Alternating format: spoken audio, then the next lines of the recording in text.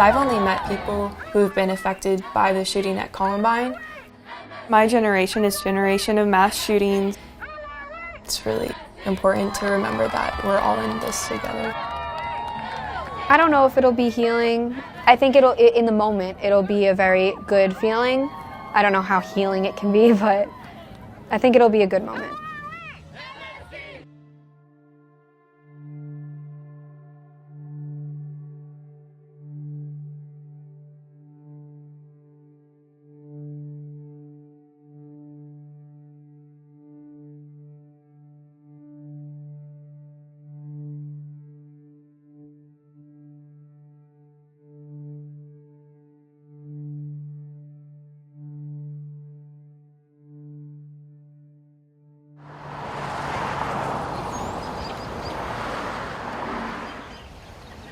I lost my brother, Daniel, in the Sandy Hook school shooting. I think I was 10, but I was turning 11 because I'm 4 years older than him. I don't know, I feel like it would feel weird if all of a sudden we just got rid of all of his things. One weekend they just boxed up his things in his room. I'm in his room now.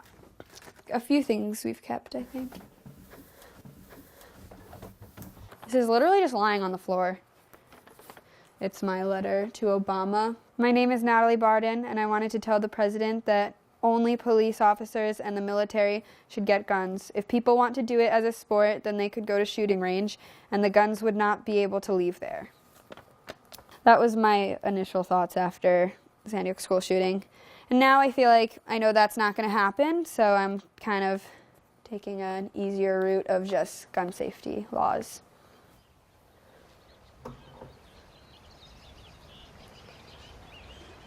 I've been grieving for 5 years. I need to rise up now, and I don't know how they do it, but 100% I am inspired by the kids at Parkland.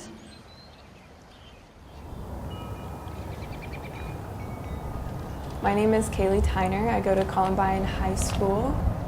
Other people can define our school as the most infamous school shooting in America, but as a student there, Columbine, that's not what it is to me. Columbine is a home. Columbine is my family.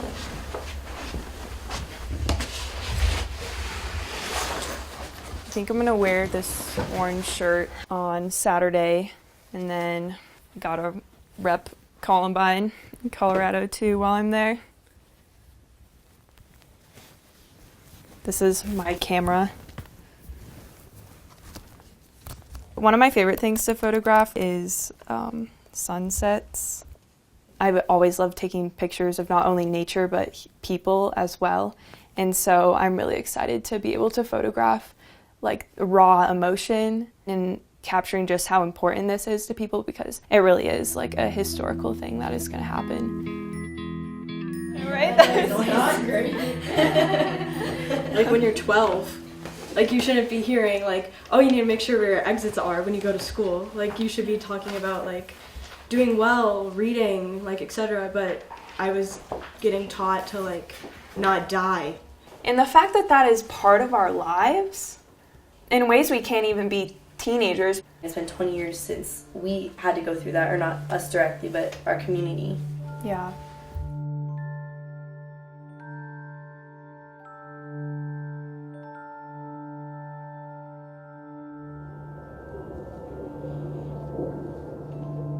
The Columbine Memorial is really beautiful, and I always read everything that's there, and it's really powerful.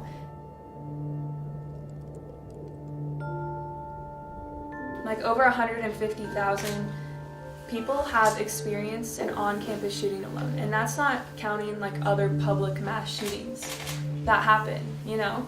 We can't lose this momentum. We're not going to stop fighting until laws are passed.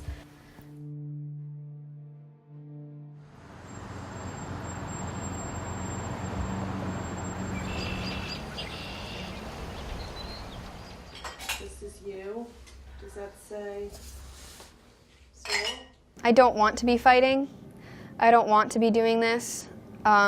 It's hard, but there's no choice. Is that not the front? I do have a more powerful voice. Natalie, have a good day. Bye. Bye. We'll see you later. And I think people will be more able to listen to me because I know what it's like, and I know what it's like to lose somebody to gun violence, so I know how important gun safety is.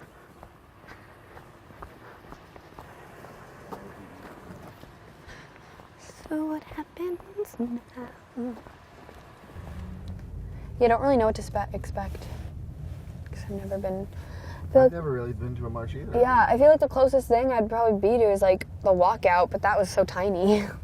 That day, like I remember having like a math or science test. I love you. Love you. And then they announced on the loudspeaker like something happened in Sandy Hook School. I still was like, okay, a bear came in, or like a raccoon came in or something. Okay, this is my locker. There's old decorations from swim team.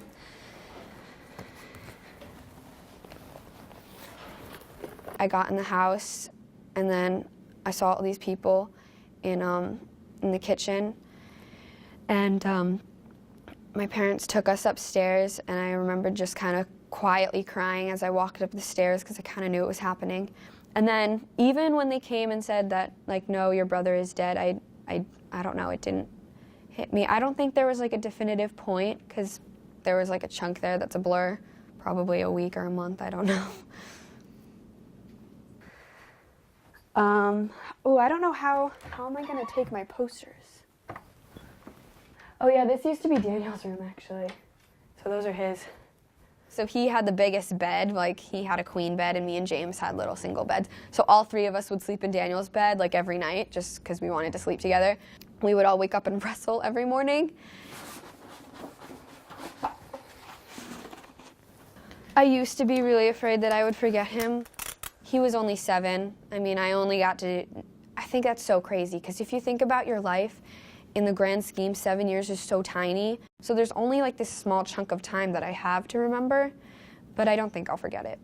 It is very hard to see your parents still crying, and I don't know, yeah, I think about him every day.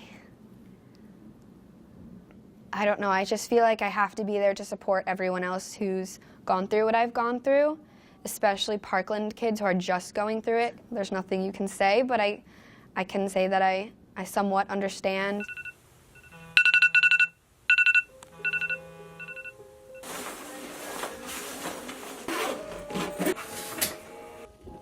It is 4:05 in the morning, and we are about to leave to go to the airport for the march. For departure, doors will close in 2 minutes.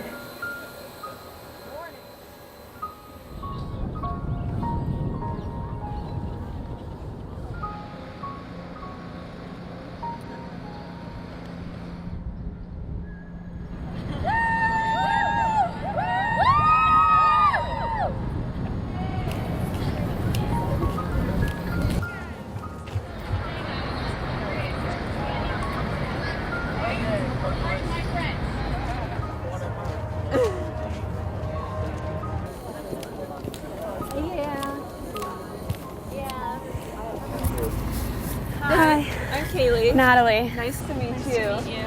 James. James, nice to meet you. And are you a junior? I'm a sophomore. Oh, you're a sophomore? You're a junior? How old are you? I'm 16. 16. Yeah, me too. This is your brother? Yeah. Yeah. What was your brother like, if you don't mind me asking? He was a really happy kid. Yeah. I can't imagine what you've gone through these past few years. Thank you. Oh, here. Take that. That's why I think the Parkland kids are so inspiring. Here I am 5 years later, but it hasn't been long for them at all, and they're already organizing this. Yeah. How has your community tried to heal and cope with it? They're all very supportive, and we all support each other. A lot of my friends knew my brother, so it's kind of comfortable. For people who haven't been affected by a mass shooting directly, either by being there or having someone they know die, what is the best way for people who want to help and want to be able to support and help a community in some sort of way, but still give them their privacy and stuff like that? Just trying to create change in any way that you can. Vigils, walkouts, anything to keep the conversation going. I ask myself, why? Why does this keep I know. That's happening? why I thought after Sandy Hook that something was going to change, and when we started Sandy Hook Promise, I thought it was going to be over. And then here we are 5 years later, and so I feel like you don't have a choice, you just have to march. Yeah. Nice to meet you. Yeah, it was nice to meet you again. Yeah. Who are we? MSD! Who are we? MSD! This is what democracy looks like! Who are we? This is what democracy looks like! Who are we? MSD! Who are we? MSD! Who are we? To the leaders, skeptics, and cynics, look around. We are the change. Don't worry, we've got this. I'm here to speak on behalf of my brother Terrell Bosley, who was shot and killed while leaving church April 4, 2006. Gun violence is more than just a Chicago problem or a Parkland problem, but it's an American problem. My name is Tommy Murray. I'm a junior at Newtown High School. We are here to support the Stoneman Douglas students. We want to tell you to keep fighting as hard as you can. Your voices are so important, and together, our stories will create the change that we need. 6 minutes and 20 seconds with an AR-15, and my friend Carmen would never complain to me about piano practice. Aaron Feist would never call Kira Miss Sunshine. Alex Schachter would never walk into school with his brother Ryan. Since the time that I came out here, it has been 6 minutes and 20 seconds. The shooter has ceased shooting and will soon abandon his rifle, blend in with the students as they escape, and walk free for an hour before arrest. Fight for your lives before it's someone else's job.